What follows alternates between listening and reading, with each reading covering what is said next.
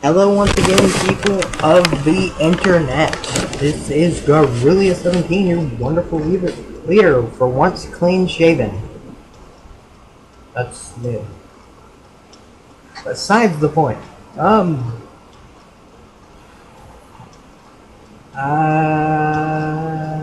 Ocarina of Time review. I announced it in my Cody's News video, and I am doing it here. So, let's go ahead and jump right in. We're using the same template as we did for the Skyward Sword review. I am going to go back, now that I found the downloader, later on and put video for it instead of pictures. So look forward to that. I am now going to jump right into the review. There's going to be some general game footage behind the thing, so you can kind of see what the game looks like, some of the gameplay, you know. I'll kind of be talking a little bit about it while I'm going on. I'm probably not going to mention much of the game footage, because, quite frankly, I'm not going to talk about the graphics very much. So yeah, jumping right into it. Here we go. Okay, first things first, as per usual, we're going to be discussing the main characters. There are, once again, two main characters, technically three, but the third is going to be covered in bad guys. The two main characters that really matter are Zelda and Link. Quite frankly, Link is a little lax. But he does have a little bit of personality. I would not say he grew very much, but in terms of the lore, he definitely had a lot going for him in terms of personality growth. Outside of the game, not inside the game, so we're not going to really count that. However, Zelda, she had an alter ego, Sheik. Zelda was a fantastic character, I personally thought, because she wasn't just a damsel in distress throughout the entire game. So, we'll give main characters a 1 out of 2. Simply because of Zelda. Bad guys. The only real bad guy was, of course, Ganondorf, who then turned into Ganon. He was a jerk, and I loved him. He was fantastic. You heard him throughout the game. You heard about all the terrible things he was doing. He had the Gruntilda effect going for him. So we're going to give that 2 out of 2. Very simple, very easy, just blowing through it. Easy 2 out of 2. Very easy. Supporting characters, supporting stuff. There was a lot of it. There were awesome references to other video games like Talon and Ingo, and Malon being references to Mario. There were awesome extra people and side quests and stuff. So, yeah, in terms of this, once again we're going to be, I should have mentioned this in the beginning, we're going to be preventing spoilers until we get into the storyline. So, no spoilers yet. The item selection is fantastic. I personally felt that A Link to the Past had the better item selection, but beggars can't be choosers. We do have the hook shot, so 2 out of 2 for support, basing that on characters and items. For transportation, all we had was Epona. I really felt like there were some glitches with it, and I really didn't like it, personally. As much as I love this game, and as much as I loved running across the field, I understand that it was crappy. The riding on Epona had terrible bugs and such, and the warping was silly. I understand why they used it, but there was really no explanation for it or anything. Those are the two main types of transportation. So we're going to give it a 0. Because there really wasn't much to it, and I didn't like it. And this is my favorite game of all time, and I'm saying I don't like something. Secrets. Oh my god, there were so many. I just telling you right now, 2 out of 2. 2 out of 2.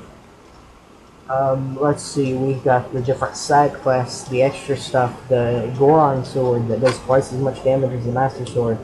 We've got hidden stuff all over the field, different holes, stuff that you have to play music to unlock, all kinds of crap. And the pictures of Mario was a really nice touch in Hyrule Castle. So definitely 2 out of 2. Easy. Now the story. Spoilers start here, folks. So skip ahead to wherever I say to skip ahead to. This is going to be the longest section as per usual. Quite frankly, it wasn't that bad, but it wasn't that good. It was a really simple Zelda story. However, we did get that really cool intro to the Zelda universe with the Din, Neru, and Faror, which was really cool. So that the backstory with it was explained a lot better than in other Zelda games. So in terms of backstory, we got a good one. In terms of main story, it wasn't all that good. It was a basic save the princess. So I'm gonna give it a 1 out of 2 because it set up for a lot of stuff in future Zelda games, and because of this, I'm giving it the 1. If I was basing it purely on its own merits inside that you actually play through, I wouldn't. But I'm also basing it off of little stuff that you see throughout the game, like the Ingo story and stuff. But that counts under support, so I gave that a 2 out of 2. So basing it purely off of backstory that we get throughout the game, a 1 out of 2. Controls. Quite frankly, it wasn't that bad. For the time, it had pretty good controls. I like the controls. The Z targeting worked well. The aiming system didn't suck. I really can see no fault with the controls except for a few clipping errors that caused a few problems. It's a platformer without jumping. What can you say? I mean, 2 out of 2. There's nothing wrong there, so I can't really lower it. Map and levels. The overworld was rather spare and boring until you find all the secrets, but this is the map and levels. And the dungeons were fantastic. The water temple was a jerk, like everyone says, but I personally like a really difficult dungeon. The Shadow Temple was ridiculously fun. It was pretty evil looking. It was really a Shadow Temple. Everything had its own theme, and the theme worked. Like I said in Skyward Sword had, every one of them had their own theme. However, that does not mean Skyward Sword repeated any of these. Like I said, these are the basis for all themes that come forth in Zelda from here on, really. Which I think is really cool. So, we're going to give that a 1 out of 2 because the map wasn't all that great. Though, because I really like it. I really like the levels. We're giving it a 1 out of 2. And difficulty, if I was rating Master Quest and Ocarina of Time, I would give this a 2 out of 2. But since I'm not, I'm giving it a 1 out of 2. Simply because it was really difficult your first playthrough with the puzzles and everything. It was really good. But once you play through it again, there's not really, once you know how to do everything, it's not really that difficult. And even your first try, the fights aren't very hard, so the puzzles are really what gets it the 1 out of 2. The final level, which was Ganondorf's Castle. It was fantastic.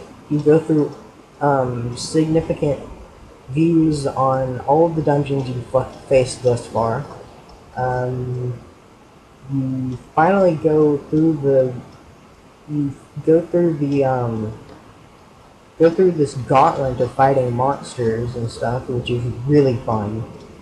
And finally, you fight Ganon and Ganondorf, and I'm gonna have to give it a 1 out of 2 because the fight was easy.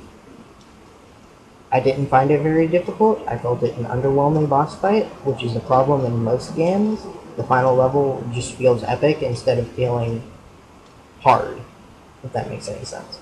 So as epic as the final level was, I'm giving it a 1 out of 2, which brings our total to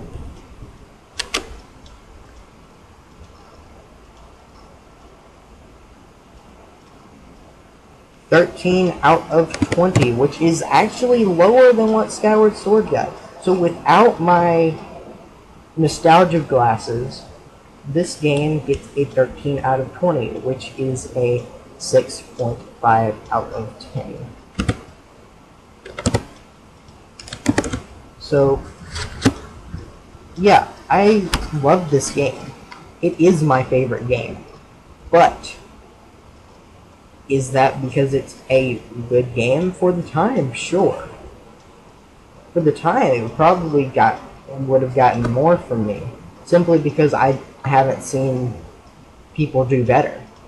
I haven't seen Nintendo surpass themselves. So it probably would have gotten more back then. On its own merits, it is a fantastic game, but trying not to compare it to other things, it's not mediocre, but it's not the best. Even though I personally feel it is. So, 6.5 out of 10. And thank you for watching. This is Gorilla17, signing off in 3, 2, 1.